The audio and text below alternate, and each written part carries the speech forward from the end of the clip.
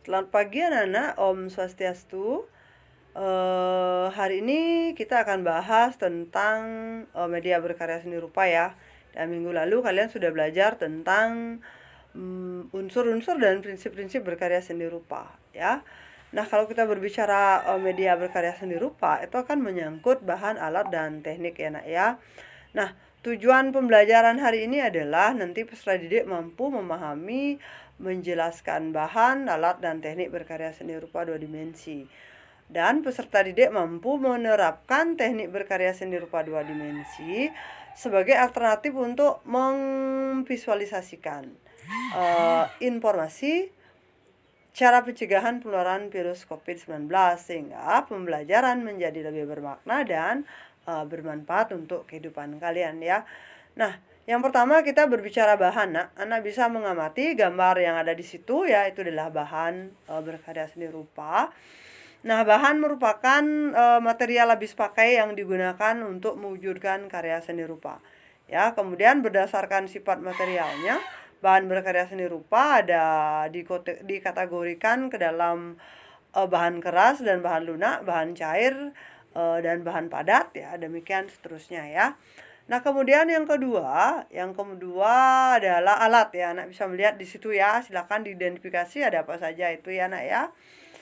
Palet, kuas, kertas ya, dan masih banyak lagi alat-alat yang lain ya.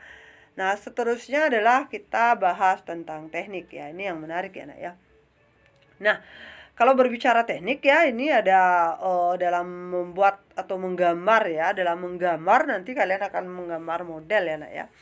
Dalam menggambar itu ada namanya teknik pointil, Nak. Teknik pointil itu adalah cara menggambar dengan menggunakan titik-titik ya hingga membentuk satu objek.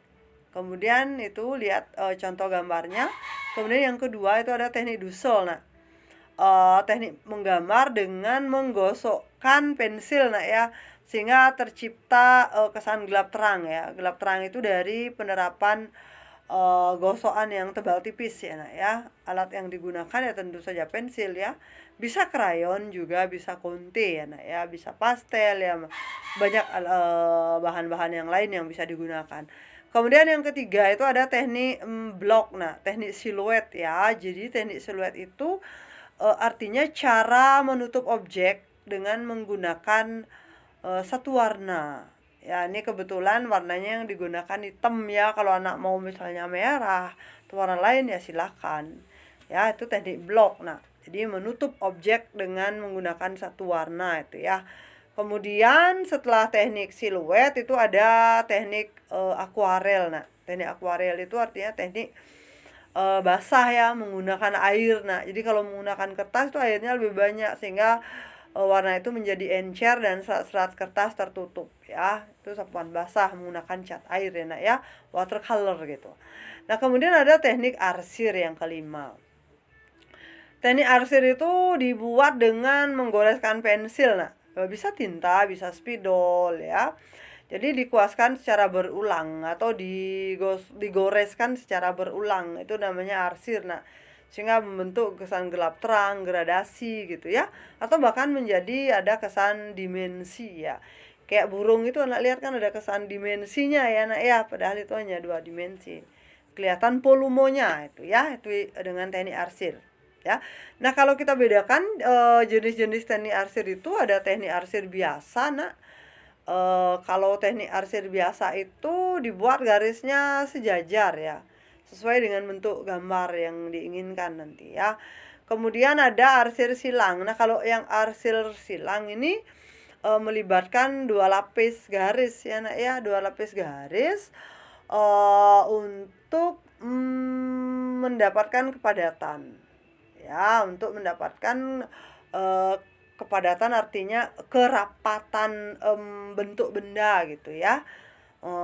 Kemudian yang ketiga itu ada teknik scribbling ya. Itu artinya jenis arsir yang terdiri dari bermacam garis ya. Jadi arah garis kita itu acak. Nah, ya, arah garis itu acak dan tekstur pun akan bervariasi dia. Ya. Jadi itu tentang teknik menggambar. Nah, ada teknik tadi ya udah Ibu sampaikan ya, ada 5 teknik ya. Ada teknik dengan pointil, dusel ya, siluet, transparan, dan teknik arsir ya. Arsirnya ada arsir biasa, silang, dan scribbling ya. Silakan nanti temukan lagi teknik-teknik yang lain ya Nak ya, selain yang Ibu jelaskan. Baik, kita lanjutkan sekarang ke desain project. Jadi desain project kita yang pertama menentukan tema. Nah, tema kita adalah membuat karya seni rupa 2 dimensi dengan melihat model untuk menginformasikan cara pencegahan penularan virus COVID-19. Ya, itu temanya, nanti silakan disepakati ya Nak ya. Kemudian yang kedua, untuk bahan dan teknik itu silakan nanti sesuai dengan pilihan kelompok. Kemudian untuk ukuran minimal karya dalam 40 kali 50 karena ini project Nak ya. Project kelompok. Nah, kemudian untuk finishing karya kalian itu sampai di bingkai ya Nak ya, sampai di bingkai. Ya, jadi itu untuk projectnya Nak, silakan nanti didiskusikan dengan kelompok, kemudian diberikan komentar di kolom chat nanti ya, dengan mengetik di WhatsApp apa pendapat kalian tentang perencanaan project ini. Dan kemudian untuk minggu depan kita akan lanjutkan dengan membuat timeline project ya. Itu yang Ibu bisa sampaikan hari ini. Selamat pagi dan selamat belajar. Om Santi.